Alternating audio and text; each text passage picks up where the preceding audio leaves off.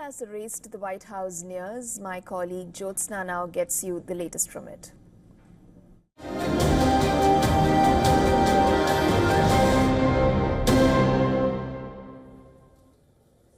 All right, with just a week to go for the U.S. presidential elections, Democratic Vice President Kamala Harris and Republican former President Donald Trump are locked in the closest and most volatile election of modern times. Let's take a look at the top stories shaping the race.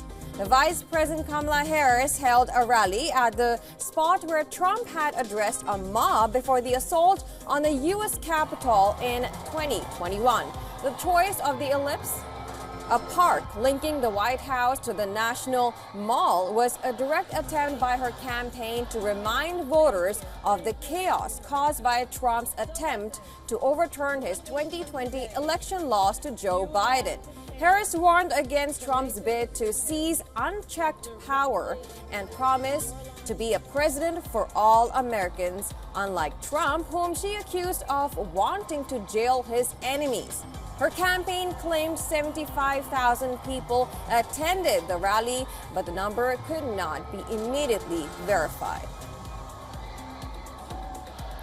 Donald Trump intends to use the United States military against American citizens who simply disagree with him. People he calls, quote, the enemy from within. America, this is not a candidate for president who is thinking about how to make your life better. This is someone who is unstable, obsessed with revenge, consumed with grievance, and out for unchecked power. The Republican presidential candidate Donald Trump headed to Pennsylvania, where he took part in a roundtable. The former president claimed that no president has done more for Puerto Rico than he has. His comment came days after a comedian's joke about Puerto Rico at a Trump rally has sparked outrage. A Puerto Rican woman participating in a roundtable expressed her support for Trump.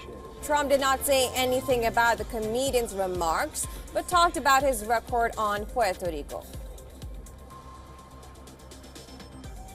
Well, we love it. I know it very well, and we helped you through a lot of bad storms, I'll tell you. We had some really bad ones.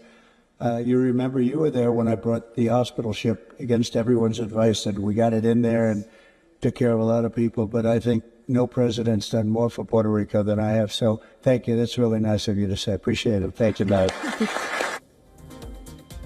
Now, President Joe Biden took a swipe at comedian who called Puerto Rico a floating island of garbage at former President Donald Trump's Madison Square Garden rally.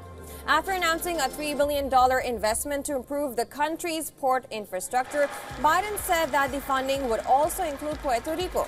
Referring to comedian's comment, he went on to say that he would like to take that guy for a swim out there.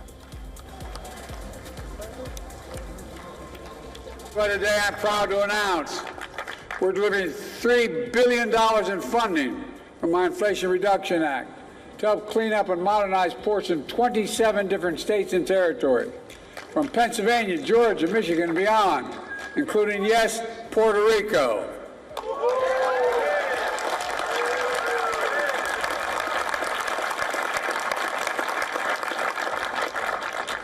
I'd like to take that guy for a swim out there. Anyway. Moving on, Barbara Bush, daughter of Republican former President George W. Bush, has endorsed Democrat Kamala Harris in the White House race. The 42-year-old spent part of the weekend knocking on doors for the vice president's campaign in Pennsylvania, considered one of the most crucial swing states that will decide the November election.